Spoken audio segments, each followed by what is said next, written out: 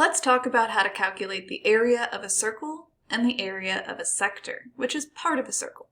Basically, what's the area of your entire pizza and what's the area of your slice of pizza? To calculate the area of your entire pizza, or of a circle, you use pi r squared. Pi, remember from our previous video, is the ratio of a circle's circumference to its diameter. It's usually approximated to 3.14, and r is the radius of the circle. So for example, if I wanted to calculate the area of this circle, I would just plug 18 in for r, type that into the calculator, and get an answer of approximately 1017.9 square feet.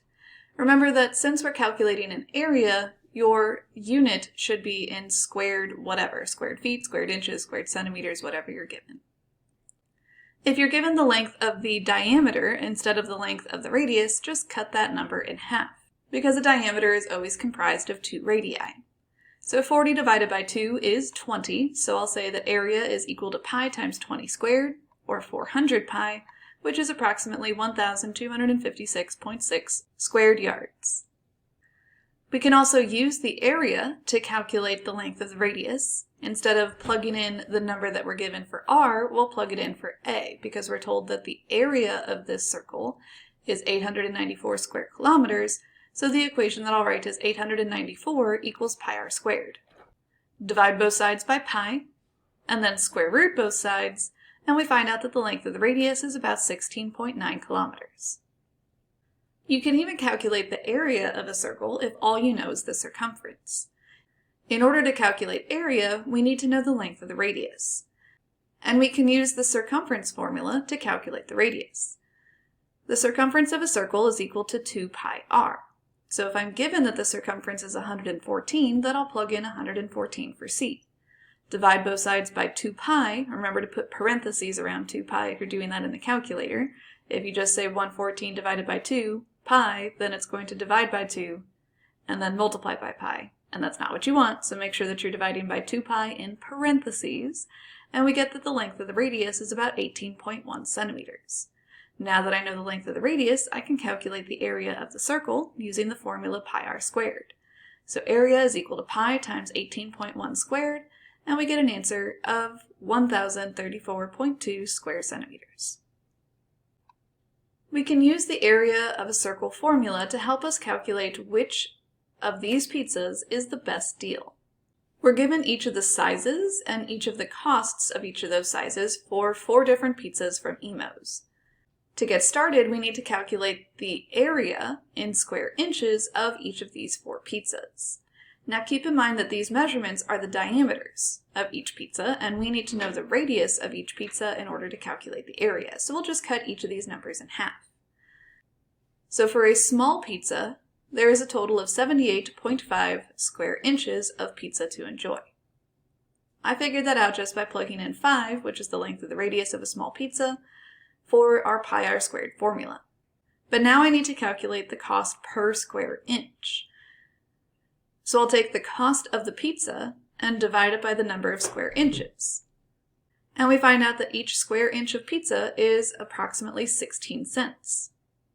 Well, let's repeat this process for the medium, large, and extra large pizzas and see which one is the lowest cost per square inch, because that would be the best deal.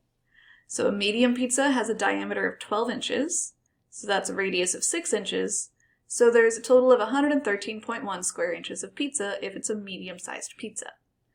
A medium costs $16.20, so divide those two numbers, and it's a slightly better deal to get a medium compared to a small, because it's only 14 cents per square inch. Let's see what a large costs per square inch. Divide 14 by 2, we get 7. So a large pizza is a total of 153.9 square inches. Divide our cost by the number of square inches, and it's an even better deal. It's only 13 cents per square inch. And let's try that one more time for our extra large pizza. 16 divided by 2 is 8. So an extra large pizza has about 201.1 square inches. So take the total cost and divide it by the area, and we find out that an extra large pizza is the best deal. It's only 12 cents per square inch, so therefore if you're wanting to get the best deal per square inch of pizza from Imo's, extra large is the size you should order. But what if you only want to calculate part of the area of a circle, not the whole thing? Well, let's say that you wanted to calculate the area of a sector whose measure is 180 degrees. So like the top half of this circle, because 180 degrees is equal to a semicircle. Well, 180 is half of the circle. 180 divided by 360 is 1/2, so I can just take half of the area. Notice again that I'm using 6, not 12. 12 is the length of the diameter. For an area formula, you need the radius. So 12 divided by 2 is 6. And take 1/2 of that area, and we get 56.5 square meters. But what if I want a smaller sector than that? I only want a sector with a degree measure of 90, so a quarter of the circle, because 90 divided by 360 is 1/4. Well, you can just calculate the entire area and take 1/4 of it. Or if you wanted an even smaller sector, one that only had a degree measure of 20 degrees, well, 20 is 1/18 of a circle, because a whole circle is 360. 20 divided by 360 is 1/18. So you can find the whole area again, but take 1/18 of it. And this process is basically exactly what you're doing when you're calculating the area of a sector using this formula. I know that this formula looks scary, but it's really the exact same process that we just went through for these previous few problems. The area of the sector over the area of the entire circle is proportional to the degree measure of that sector over the degree measure of the entire circle. This formula should actually look really familiar if you watched the previous lesson, because it's almost the exact same thing as the length of an arc formula, except instead of pi r squared, which is the area of a circle formula, for the length of an arc formula we use 2 pi r because that's the circumference of a circle.